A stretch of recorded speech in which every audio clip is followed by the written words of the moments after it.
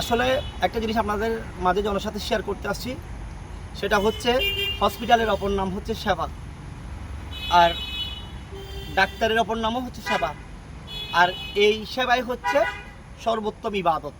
এটা স্পষ্ট হাদিস শরীফ আছে। আমি যে কথাটা বলতে যাচ্ছি, আমি আম্মার কাছে, আমরা 3 ভাই 3 বোন, 6টা সন্তান হয়েছি পৃথিবীতে, আলহামদুলিল্লাহ নর্মাল ডেলিভারি। আমরা 3 ভাই 3 বোন, 6টা সন্তান নর্মাল ডেলিভারিতে।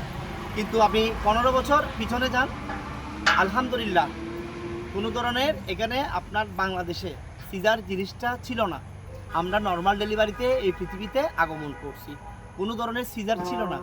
কিন্তু এখন বর্তমান বাংলাদেশে এই বিগত 15 বছর ধরে দেখতেছি একটা প্রসূতি মায়ের, ওনার 10 মাস 10 দিন বা সামথিং, ওনার আলহামদুলিল্লাহ টাইমিং, বাচ্চার সব কিছু ঠিক আছে। যখন হসপিটালে ভর্তি করানো হয়েছে তখন ডাক্তাররা বলে যে বাচ্চাটার মাথা বড় হয়ে গেছে, বাচ্চার মাথার মুভমেন্ট ঘুরে গেছে, বাচ্চা পায়খানা করে দিয়েছে, এই ধরনের করে বিভিন্ন ধরনের এক্সকিউজ দিয়ে তারা আমাদের মা বোন, বিশেষ করে আপনার বিভিন্ন মা বোনদেরকে ওরা সিজারটা করে ফেলতেছে। আসলে এই সিজারটা কি ভাই? ইবাদত তো সর্বোত্তম, মানে চিকিৎসা সেবা হচ্ছে সর্বোত্তম ইবাদত। সো আপনাদের কি মানবিকতা কিছু নাই? আপনারা সেবার নামে করতেছেন প্রতারণা। আপনারা হসপিটালের সেবার নামে করতেছেন প্রতারণা মানুষের সাথে। কোনো দরকার আছে? আমরা 15 বছরের পিছনে যাচ্ছি, সিজার শব্দটা বাংলাদেশি ছিল না, আমরা জানতামও না। কিন্তু এই 15 বছর ধরে দেখতেছি সিজার একটা শব্দ হয়ে গেছে। হসপিটালে আমাদের মা বোনদেরকে ভর্তি করাইলে কি আপনার সিজার। এটা কোন ধরনের কথা? দেখতেছি ওনার টাইমিং ঠিক আছে, ওনার সব কিছু ঠিক আছে, ঠিক থাকার পরও শতকরা 95% বেশি দেখতেছি ইদানিং যে কোনো মা বোনের হচ্ছে সিজার। এটা হচ্ছে ডাক্তারের গাফিলতি, ডাক্তারের ব্যবসার জন্য, ডাক্তারের স্বার্থের জন্য। আর একটা আমাদের মা বোনের ক্ষতি করতেছে ভাই।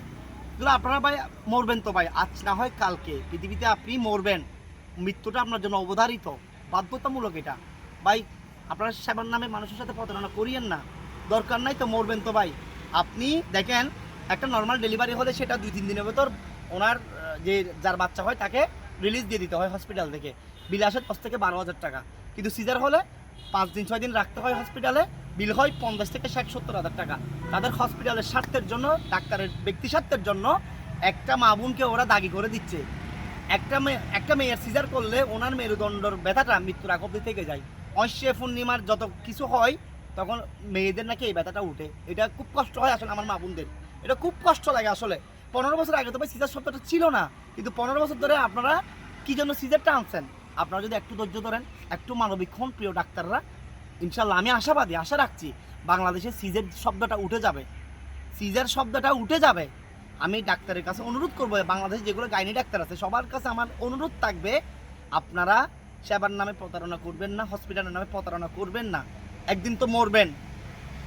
এই আপনার সেবাই হচ্ছে সর্বোত্তম ইবাদত। সুতরাং কোনো মা বোনকে আপনারা সিজার করবেন না, সর্বশেষ চেষ্টা করবেন মেডিসিন দিয়ে ওনার বাচ্চাকে পেটের ভিতর পায়খানাও করাবেন না, মেডিসিন দিয়ে ওনার বাচ্চার মুভমেন্টও এদিক সেদিক করবেন না। প্রয়োজন নাই তো ভাই, আজ না হয় কাল মরবেন তো। আপনারা মেডিসিন না দিয়ে আগের মতো 15 বছর আগে যেভাবে নর্মাল ডেলিভারি হয়তো ওভাবে চেষ্টা করেন। আশা করি আপনি 5 টাকা কামাইলে 5 কোটি টাকার বরকত পাবেন।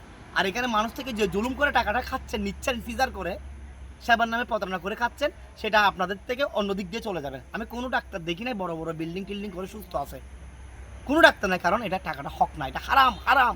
আর একটা যে জিনিসটা সেটা হচ্ছে কি জানেন, কোনো ডাক্তার, গাইনি ডাক্তারের দেখতেছি বাচ্চা হচ্ছে না, হচ্ছে ওনাদের সিজার হয়তো আমরা শুনি না, ওনাদের ডাক্তারের সিজার হয়তো আমরা শুনি না।